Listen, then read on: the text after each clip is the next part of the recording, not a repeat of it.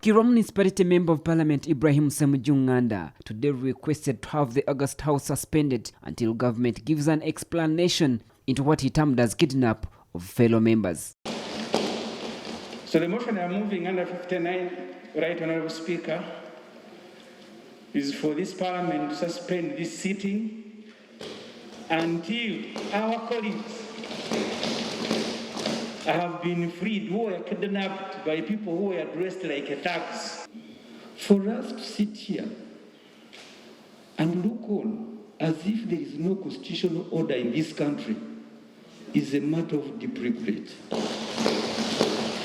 This followed the recent brutal arrest of Makindye West legislator Allan Ssewanyana and Ssegirinya of Kawempe North, who had been granted bail by courts of law.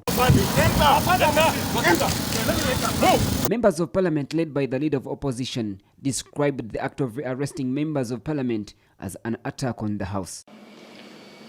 I am seeking your guidance whether this time around the Speaker was notified of these abductions, because we have failed to make trace of these two members.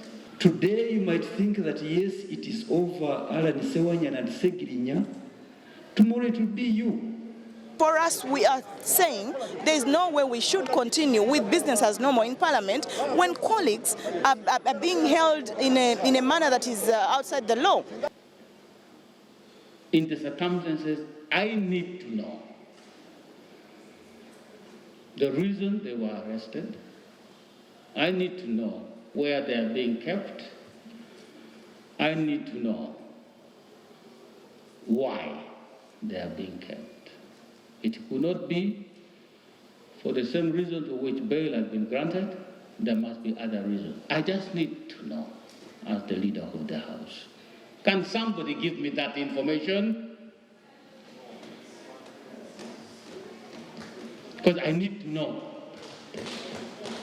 The Speaker of Parliament, Oulanyah, then suspended the House for 15 minutes, demanding for an explanation on the matters surrounding the rearrest of MPs Ssegirinya and Allan Ssewanyana.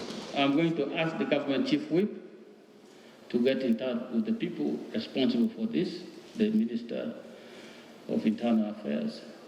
I'm hoping that they were arrested by the police, so that in another 15 minutes we can proceed with the business of the House. House suspended for 15 minutes. State Minister for Trade, David Bahati, had requested Parliament to allow government to respond tomorrow before he was shut down. But later, the Prime Minister Robin Anabanja and the Attorney General Kiwachiwanka, who were not in the House, were summoned by the Chief Whip to the House to address the matter of rearresting the members of Parliament.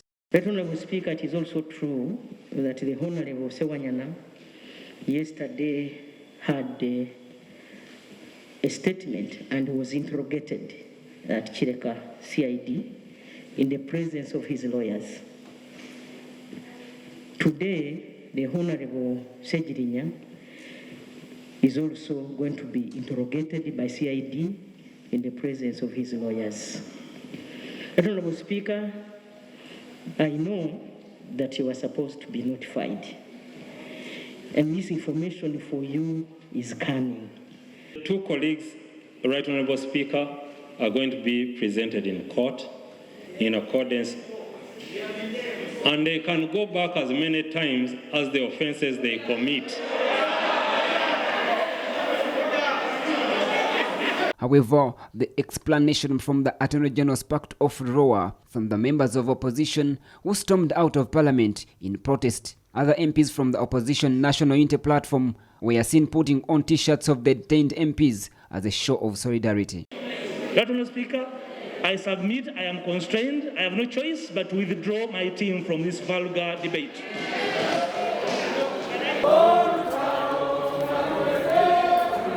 The Attorney General came out with nagging statements about our colleagues that are in incarceration.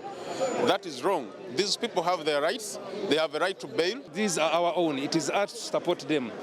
Bail is a constitutional right. Government must not be seen breaking laws. Government must not be seen infringing rights. Government must not be seen arresting members of parliament because these are national leaders. We want the judiciary to be very much independent and totally independent. Let the judiciary do its own business without intrusion from the executive. In the halls of parliament, the speaker was seen trying to calm down the angry legislators.